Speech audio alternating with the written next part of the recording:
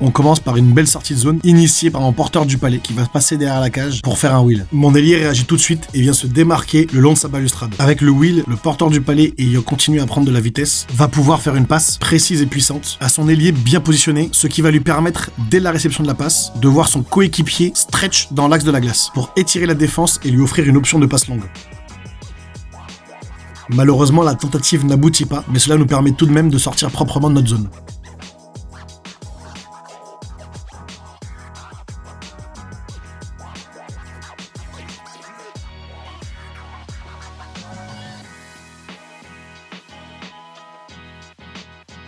Maintenant, nous allons nous concentrer sur le travail à faire lors de l'engagement en zone offensive. Après que mon joueur de centre ait gagné l'engagement, que doit-il faire pour aider ses coéquipiers? Il doit ralentir son vis-à-vis le centre adverse afin de laisser le temps à notre joueur sur le cercle de prendre son lancer. Afin d'augmenter nos chances de marquer, que doivent faire mes deux avants pendant que leur coéquipier prend son tir? Le rôle de l'ailier est de venir au voile devant le gardien afin de masquer sa vue et de tenter de dévier le palais. Et le centre, quant à lui, après avoir retardé son vis-à-vis pour permettre le lancer, doit se diriger vers la cage pour jouer un possible rebond. Puisque ces actions n'ont pas été réalisées, nous ne mettons pas suffisamment de danger devant la cage.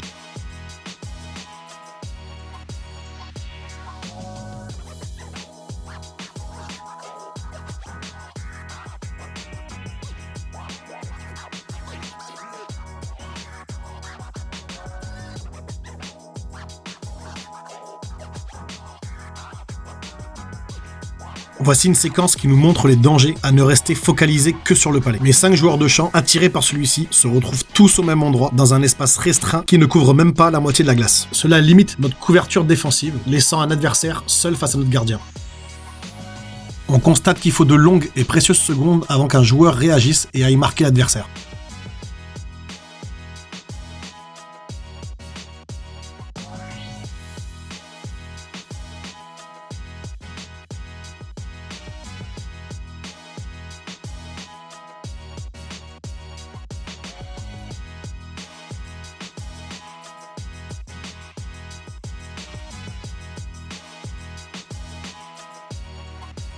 On poursuit par un bon travail de forecheck où l'on voit bien sur cette image le positionnement 2-1-2 avec 2 de mes avants au pressing, le troisième attaquant qui ferme l'axe et joue le rôle de troisième homme et mes 2 défenseurs qui ferment la zone.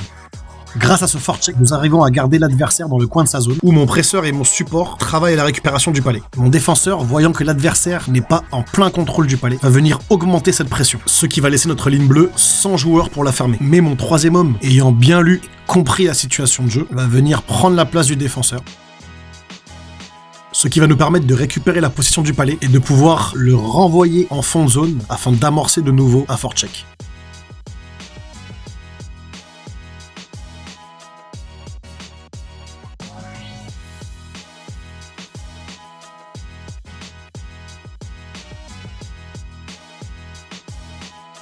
Nous assistons maintenant à un bon travail de mon avant qui, après avoir réduit le gap avec l'adversaire, va réussir à le neutraliser et lui faire perdre la possession du palais. Dans le même temps, il a vu son coéquipier en fond de zone non marqué par les défenseurs adverses et va décider de rapidement lui faire la passe.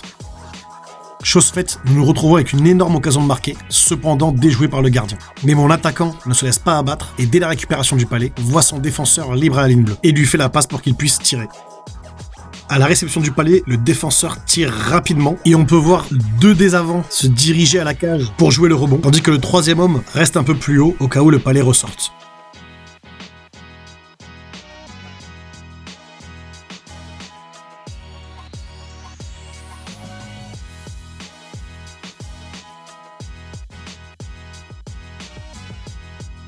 Dans cette situation, en zone offensive, on peut déjà souligner le bon changement d'un de mes avants, pendant que le presseur et le support sont au travail de récupération du palais. Mon défenseur, lui, est positionné pour fermer la zone. À la récupération, mon attaquant, voyant son coéquipier libre et avec de l'espace, va décider de lui faire la passe. Cela va permettre au défenseur de prendre un lancer dangereux, masqué par 3 adversaires et 2 de ses coéquipiers.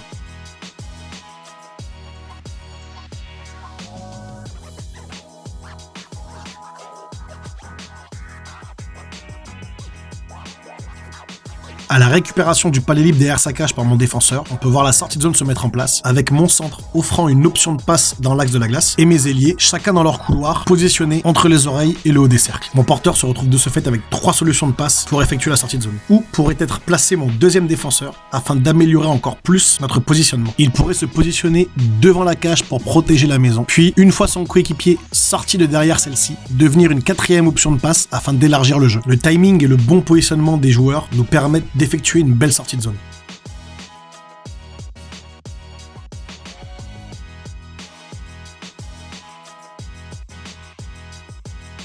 Parfois, les images parlent d'elles-mêmes. Admirons simplement la patience et le sang-froid de notre gardien pour arrêter ce penalty.